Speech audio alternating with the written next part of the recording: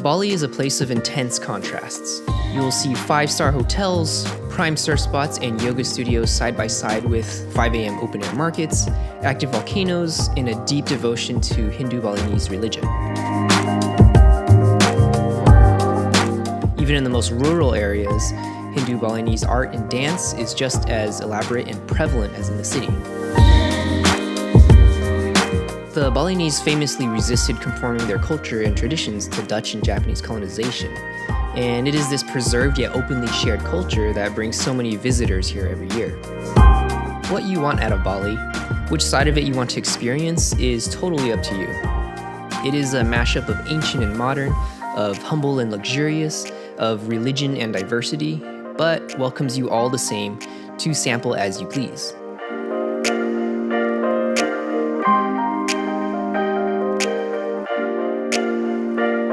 What brought us here is the simple communal lifestyle and thoroughly tropical, bold, and spicy food.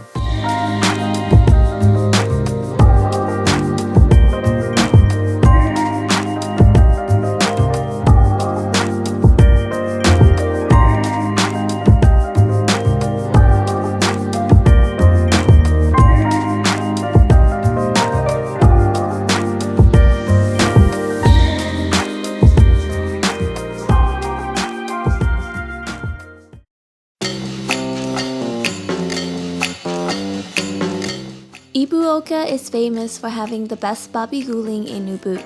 We ordered the special plate, which has a little bit of everything on the menu. The roast pork was juicy, tender, and busting with buttery flavor. The fried pork was perfectly crispy on the outside and chewy on the inside. But the pork skin, oh, the pork skin. Shiny, salty, caramelized skin that shatters into pieces of deliciousness right when you bite into it. If that's too much meat, the spicy veggies will help reset your taste buds.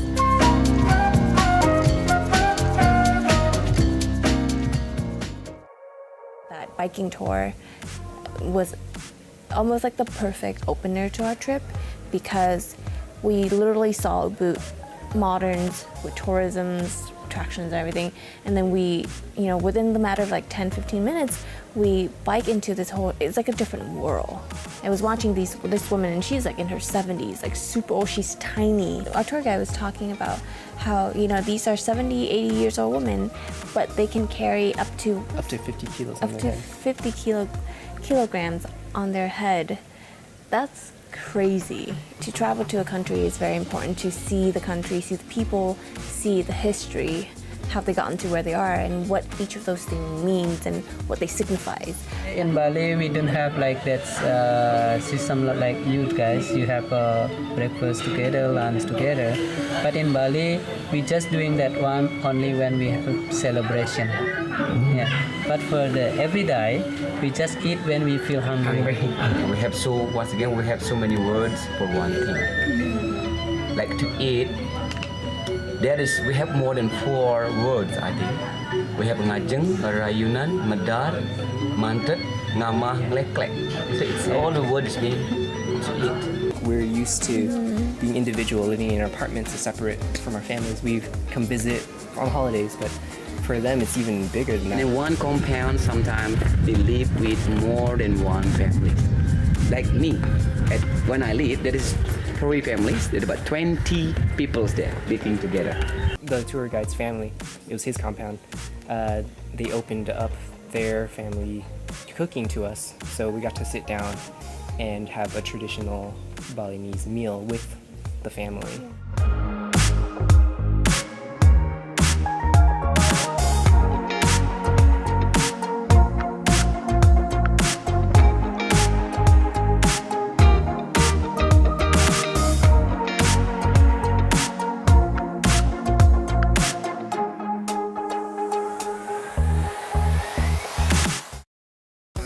To the monkey forest, we passed by a school. It was like 10:30, so it was their lunchtime, and then we saw a guy with a food cart had pulled up, and a guy with a toy cart had pulled up, and then a guy with a fruit cart had pulled up, and just like pure chaos, just a bunch of little kids like swarming out of the school. Depending on what grades you are, you wear different uniform colors. So elementary, you wear red, so white top and red bottom, or red pod skirt or pants. And then I believe middle school, or junior high, you wear blue bottom, so white top, blue bottom. And when you're in high school, then you wear green bottoms. It reminds me so much of my childhood. Jungle self. Yeah, my jungle self. Because when I was growing up, it was just like that. Like, so it was just like a childhood flashback for me. Eat, Pray, Love was filmed here.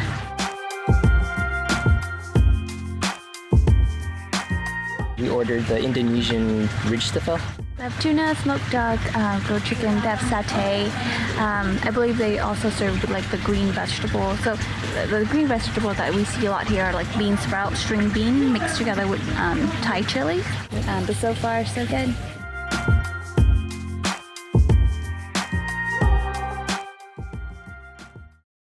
This chili, you want to pick in Bali, Balinese food, grow the chili in Bali. When the chili is turning red, this is the hardest chili. Green chili, this is young chili.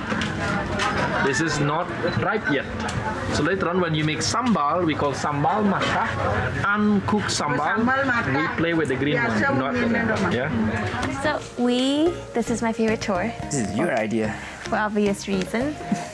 We took a cooking tour with Lobong cooking company, or cooking tour company, and our tour guide picked us up. We went to the market where he showed us how like the people, like the country people do markets, I guess. This is out in the country too. This is like way away from like you do big not city. see any tourists there whatsoever. Then he took us back to his home, and then we start the cooking class. But the one thing that we learned about Balinese food is that the chef consistently kept saying that with their food, it's not complicated. It's actually very simple. The flavoring is very clean, but it does require a lot of time. So you just have to be patient, and he keep asking us to be patient. And it's true. They cook everything, and literally everything, with coconut oil. He did say that if you're in a pinch, you can use other oils, but coconut oil is the way to go. Their kitchen, they have a very old school kitchen. Sort of like a raised stove, so it's like brick stove, clay or something. And then they would put wood in it, and it's just wood fired. Everything was made from scratch, but then also the freshness of it. So the chickens were killed that morning. Yeah, he actually kept saying, this morning, 6 a.m. chicken died. It wasn't add this chicken now or marinate the chicken now. It was marinate the chicken that died this morning. Yeah. Add the chicken that died this morning. Like 4 hours ago. They don't heat up their food. No. They eat whenever they're hungry. And it's not saying that Balinese people don't like eating with their family. They spend all of their day together with each other, so it doesn't matter if they eat together or not. They're always together anyway. But the concept is it's not like a rigid, like you breakfast, lunch, dinner. You can eat the same thing for dinner, for breakfast. It doesn't matter. I mean, we saw when we started the tour, people were getting that roast pig, the babi guling for breakfast in the morning with the deep fried pork skins on the side. And It's like my dream breakfast. yeah, it's like a normal, you just roll up and then it's a whole roasted pig. Everyone you saw there, so skinny, it's because that pork fat fuel running on pork. Everyone's on ketosis. Everyone in Bali is on ketosis because all you do is just eat fat. And Fat, just pork rinds. fat all day. But it was so good. Like we actually, right before we go into the market, we saw this stall, and there was just one gigantic whole pig on the table, and they were just going at it, like serving people. We even asked him, like, is this what they eat every day? And then he was just like, yeah, they just make that every day. He's like, that's a good breakfast. The only time it's closed is if you see plates are empty. Overall, a very, very rewarding experience. We loved it. If you're ever in Bali, in Ubud specifically, check out Lobong Cooking Company.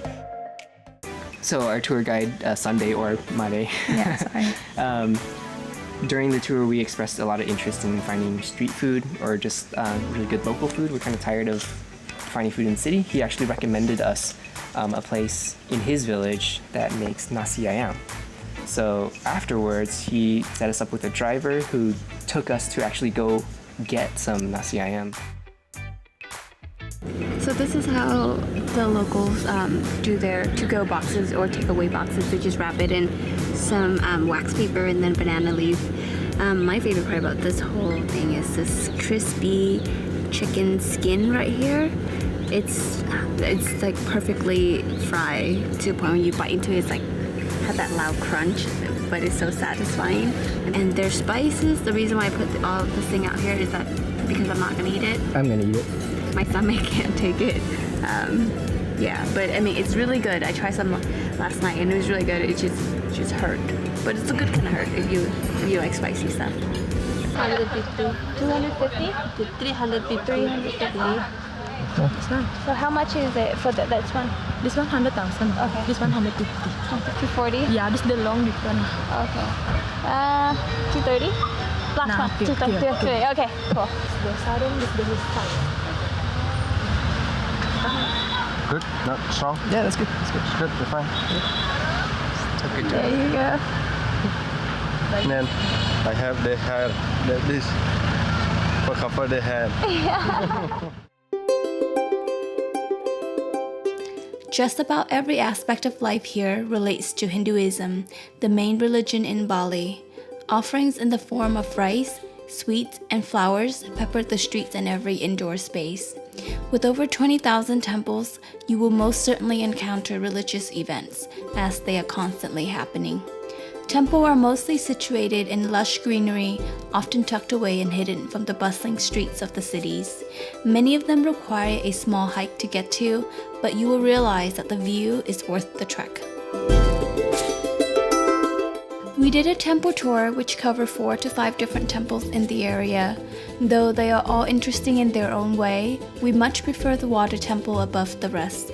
This is where we first experienced the untainted sincerity of this culture and the devotion of its people.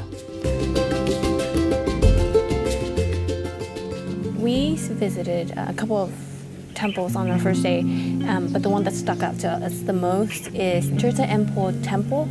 And what it is it's a temple that has holy water, and then locals or anyone really can come and pray there and then get into the water, and it's considered holy spring water.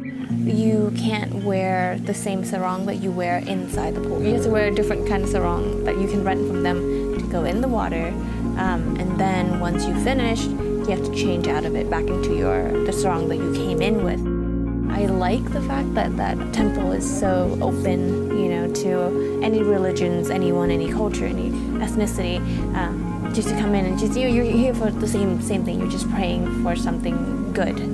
The whole environment, right? Like we have a couple kids, like babies next to us, and then mothers with baby, and then grandpa and grandmas. And we kind of wish that we had something like that back home, and that we could one day have something like that for our own kids when we have them.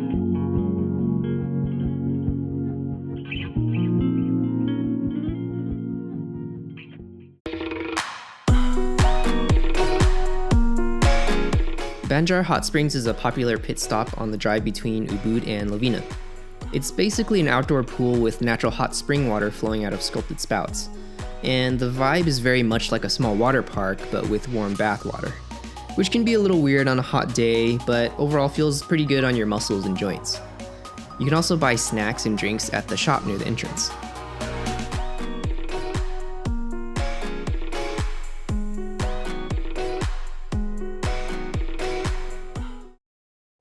We definitely recommend trying a coffee flight. A flight usually includes different coffee flavors such as ginger, vanilla, coconut, etc. Some plantations even offer a tea flight. Another Balinese specialty is their luwak coffee. Luwaks are a type of weasel. First, they are fed fresh coffee beans, and a fermentation process occurs as the beans are being digested. This takes away the acidity and gives the coffee a strong, distinctive flavor. It's really dark and really, really intense, but at the same time it goes down really smooth, and there's no weird aftertaste. It does not taste like animal poop, that's for sure. I actually really like it.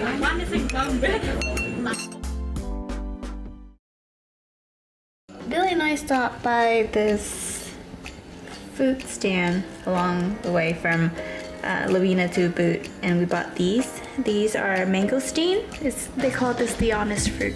How you can tell how many sections are in here is by looking at these right here. So right here, there's 1, 2, 3, 4, 5, 6, 7 sections or 7 petals. It means that inside there are 7 sections. This is a pear fruit. Never lie. if beer is sick inside. Yeah. You can just pop it in between your palm, like so. And then from there on, you just pick it apart. Look how beautiful that is. 1, 2, 3, 4, 5, 6, 7. So when you open it, it looks like that. Enjoy. Okay, so what we have here is salak, or snakeskin fruit. It looks like giant cloves of garlic. It has like a little bit of this garlic spiciness, and the texture is garlic. So the taste is a little bit spicy. It's like apple. So think of if an apple and garlic had a baby, and that baby was wrapped in a snake. That's what you got. Snakeskin fruit, salak. We're on the way to Lovina, and we stopped by Kerewatan again to get more local food. So we're at Warung Kayana, and they're known for their barbecue pork. So we're both getting barbecue pork ribs and satay babi, which is like, I guess it's satay. It looks like there's some kind of sauce on it, which is different from what we had before. The texture is very tender. The meat literally just fall off the bone. It's a little bit on the sweeter side, but like a good kind of sweet, not too overwhelming. Very tender. It comes with a little sauce if you want it to be spicy, because the rib itself is not spicy. And then their French fry. This is third world French fry right here. If you look at it, it is not starchy at all. Very smooth, very soft on the inside. And it feels good eating it in. It's not grainy, and like you can tell this is organic, grown in someone's backyard and harvested this morning. But yeah, it's super good.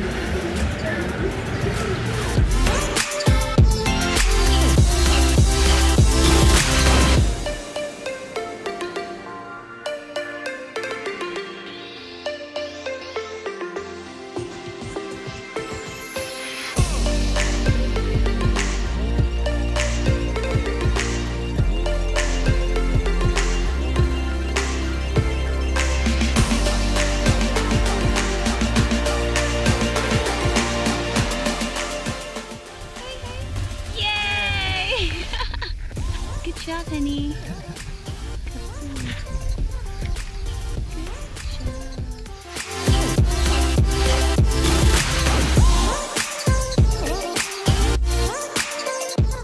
We went hand line fishing today. We caught a bunch of little small fish, and we actually took it back to the hotel.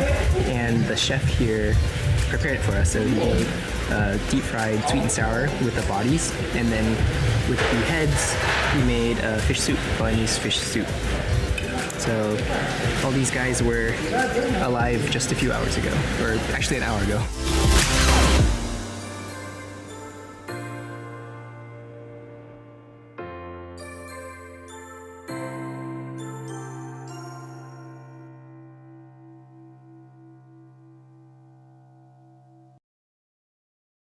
Mount Batur is an active volcano formed about 28,500 years ago. It houses a lake which was formed by magma collapsing into a crater-like formation. This is a famous spot to see the sunrise in Bali. We had to leave our hotel at 2 a.m. and hike 2.5 hours in the dark to make it in time for the sunrise. The active lava running inside the volcano actually hollow out a network of heat vents. It is hot enough that some people for breakfast cook eggs and bananas on rocks over these holes.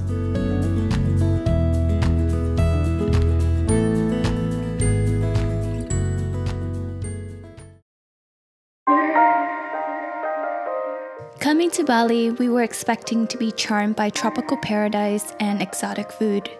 Though our expectations were met, we learned that to experience Bali in a raw, authentic way, it really is up to you to seek these things out.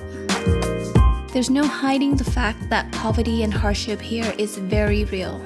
But at the same time, the resilience and adaptability of its people is undeniable. It is these qualities that kept the Balinese authenticity alive amidst all of the tourism. What we enjoy most about travel is searching through all the nooks and crannies of the city for those unique foods, landscapes, and ways of life that you can't find anywhere else. Billy now knows where he stands on the Balinese spiciness scale, and I further confirm that pork belly is life. Learning about Balinese history while gaining unnecessary weight on their babi guling was worth every minute. We'll definitely miss the bright smiles, the welcoming gestures, and as always, the amazing food.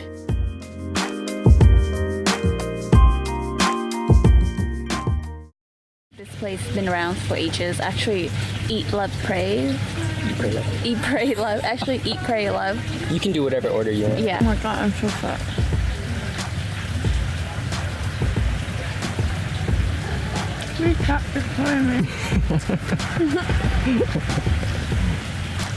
And make it sweet.